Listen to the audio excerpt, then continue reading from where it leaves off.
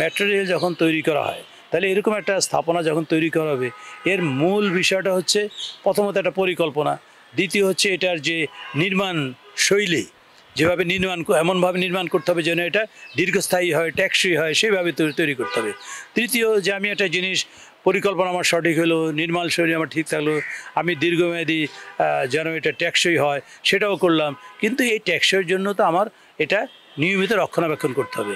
আমরা যদি সাধারণভাবে একটা উদাহরণ দেই, যে আমরা একটা নতুন জামা কিনে গায়ে দিলাম, কিন্তু আমি 2 দিন 3 দিন 4 দিন 5 দিন এটা গায়ে দিতে থাকি, আমি এটাকে 1 সপ্তাহ হলো এটাকে ধোয়ার কোনো চিন্তা করি না। তাহলে কী হলো, একদিকে এটাতে ময়লা জমতেছে, আরেকদিকে আমার গায়ের যে ঘাম সেটা হচ্ছে আমার পাশে দিয়ে রাস্তা কেউ হাঁটতেও পারবে না। তার মানে কি, আমাকে জামাটা, নতুন জামা আমাকে প্রতিনিয়ত একটা নির্দিষ্ট সময় পর পর এটা পরিষ্কার করতে হবে। তাহলে আমি নিজেও ব্যবহার করে আনন্দ পাবো, আমার আশেপাশেও আমার জন্য ক্ষতিগ্রস্ত হবে না।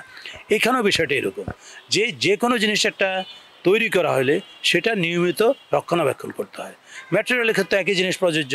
এবং আমরা দেখলাম যে গত সেপ্টেম্বরে এবং বর্তমানে পরপর 2টা দুর্ঘটনা ঘটলো এবং এখানে প্রাণহানি ঘটলো। এটা অত্যন্ত দুঃখজনক, এটা কোনোভাবেই কাম্য নয়। কারণ কেন এরকম একটা প্রজেক্ট থেকে কিছু খুলে পড়ে মানুষ মারা যাবে, এটা তো হইতে পারে না। তাহলে তো আমার নির্মাণ যে আমি করলাম, সেই নির্মাণটা আমি কতটুকু টেকসই করলাম?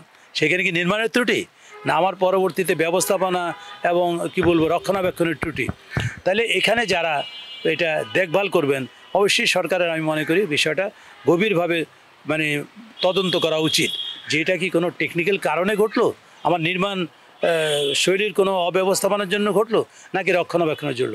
আমি একজন সাধারণ নাগরিক হিসাবে যেটুকু বুঝি, যে আমার ধারণা যে এইটা দীর্ঘদিন ধরে রক্ষণাবেক্ষণ হচ্ছিল না।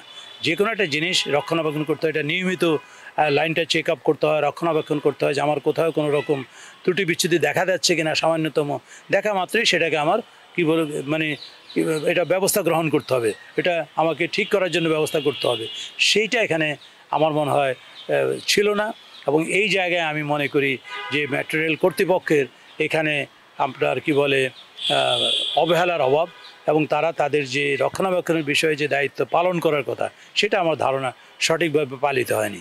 তারপরেও আমি মনে করি রক্ষণাবেক্ষণের পাশাপাশি এখানে কোনো ত্রুটি আছে কিনা সেটাও আমার মনে পর্যবেক্ষণ করা দরকার, যেন ভবিষ্যতে এই ধরনের দুর্ঘটনা আর ঘটিত না হয়। এখন অনেকে হয়তো প্রশ্ন করতে পারেন যে মেট্রো রেলটা আমরা কেন রাস্তার মাঝখানে করলাম, কেন আমরা কিনারে করলাম না?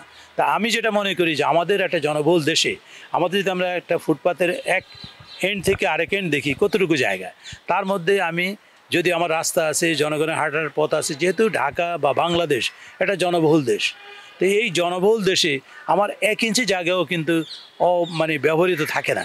তা আমি যদি মেট্রো রেলটা পাশেও নিয়ে করতাম, তাতেও কিন্তু আমার এই ধরনের দুর্ঘটনা ঘটার সম্ভাবনা থাকতো। যদি এই ধরনের নির্মাণের কোনো ত্রুটি থাকে বা রক্ষণাবেক্ষণের অভাবে, সেটা যে কোনো জায়গায় ঘটতে পারে। বরং আমি যেটা মনে করি, যে যখন এটা রাস্তার মাঝখানে করা হয়েছে, তাহলে রাস্তার মাঝখানে উপর দিয়ে মেট্রো রেল চললো, নিচে দিয়ে আমার যানবাহন চললো, জনগণের চলতে পারলো। এইটা আমি মনে করি ভূমি ব্যবহারের ক্ষেত্রে এটা অত্যন্ত উপযোগী। আমাদের মতো জনবহুল দেশে আমরা কিন্তু দেখেন, আমাদের জনসংখ্যা বাড়তেছে, আমাদের ভূমি কিন্তু প্রতিনিয়ত কমতেছে। কেন কমতেছে? এই যে অবকাঠামো উন্নয়নের জন্য রাস্তাঘাট, অফিস আদালত আমরা করতেছি না উপজেলা জেলা পর্যায়ে, তারপরে আমাদের শিল্প প্রতিষ্ঠান হচ্ছে, কৃষিভূমি কিন্তু প্রতিনিয়ত কমে আসতেছে।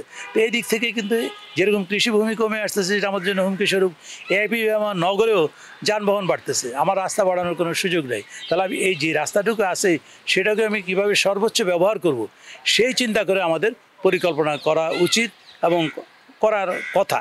তো এই জায়গাটায় আমি মনে করি যে মেট্রো রেলের ক্ষেত্রে যেই দুর্ঘটনা ঘটছে, আমরা যদি এটার প্রতি সুনজর না দেই, সঠিকভাবে যদি এটাকে এই দুর্ঘটনার কারণ চিহ্নিত না করি এবং সেই চিহ্নিত কারণ যদি আমরা ঠিক না করি, তাহলে কিন্তু ভবিষ্যতে এই ধরনের দুর্ঘটনা ঘটতে পারে এবং এটা জনমনে কিন্তু একটা বিরূপ প্রভাব পড়তে পারে। এই ধরনের প্রকল্প বা এগুলা যখন নির্মাণ করা হয়, এগুলা কিন্তু একটা দীর্ঘ সময়ে স্থায়িত্ব ধরে নির্মাণ করা হয়, সেই ধরনের সম্ভাবনা। আর যেহেতু এই মেট্রো রেল যখন নির্মাণ করা হয়, পৃথিবীতে যারা অত্যন্ত প্রতিষ্ঠিত প্রতিষ্ঠান তারাই কিন্তু নির্মাণ করছে। এখানে কিন্তু আমাদের দেশীয় কোনো প্রতিষ্ঠান নির্মাণ করেনি, কিন্তু যাদের এই ধরনের নির্মাণের অভিজ্ঞতা আছে তারাই কিন্তু এটা নির্মাণ করছে। সেই দৃষ্টিভঙ্গি থেকে আর আমার মনে হয় নির্মাণ করার পরেও এটার যে মানে টেকসইয়ের দিকটা বা নির্মাণটা সঠিকভাবে হলো এটাও আবার মানে দেখার জন্য অন্য কোনো প্রতিষ্ঠান আবার দেখছে যারা এই বিষয়ে পারদর্শী, তারাও কিন্তু বিদেশি পারদর্শী প্রতিষ্ঠান। তা আমার মনে হয় না সেই ধরনের কোনো সম্ভাবনা হওয়ার সেই ধরনের কোনো কিছু ঘটার সম্ভাবনা ক্ষীণ। তবে একটা বিষয়, যদি ওই একই কথা বললাম, একটু উদাহরণ দিলাম যে আপনি যদি ঠিকমতো রক্ষণাবেক্ষণ না করেন তাহলে এটা অবশ্যই পিছপড়ায় পরিণত হবে।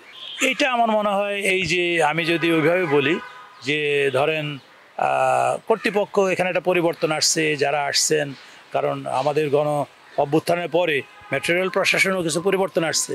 এখন পরিবর্তন আসার পরে যারা দায়িত্বে আছেন আমি মনে করি তারা কিভাবে বিষয়টাকে অনুধাবন করলেন, তাদের কোনো ত্রুটি বিচ্যুতি আছে কিনা এটা তো বলা মুশকিল, কিন্তু সেটাই তদন্ত করে দেখা দরকার কী জন্য ঘটনাটা ঘটলো।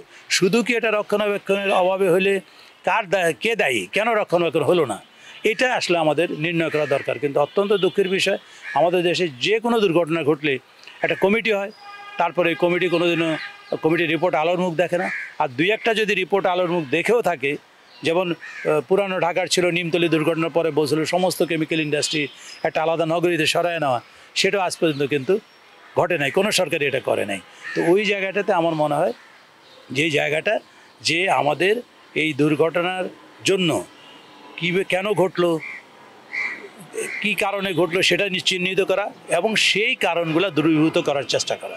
না হলে কিন্তু ভবিষ্যতে এই ধরনের দুর্ঘটনা ঘটলে এটা কিন্তু আমাদের যেই জনমনে কিন্তু একটা বিরূপ প্রভাব ফেলবে, যেখানে মানুষ কিন্তু উৎফুল্লতার সাথে সাথে কিন্তু এই ম্যাটেরিয়াল ইউজ করে, কারণ সে অনেক দ্রুত যেতে পারে, তার কোনো যানজটে পড়তে হয় না, সময় অনেক বেঁচে যায়, এইসব কারণে মানুষ এটা ব্যবহার করে। এবং এটা কিন্তু এখন মানে সবার কাছে একটা গ্রহণযোগ্য বাহন হিসাবে আসছে। যদি আমার এরকম দুর্ঘটনা ঘটতে থাকে তাহলে তো মানুষ এটার প্রতি তার উৎসাহ হারিয়ে ফেলবে, তখন এটা অবশ্যই ফেল করতে সম্ভব হবে।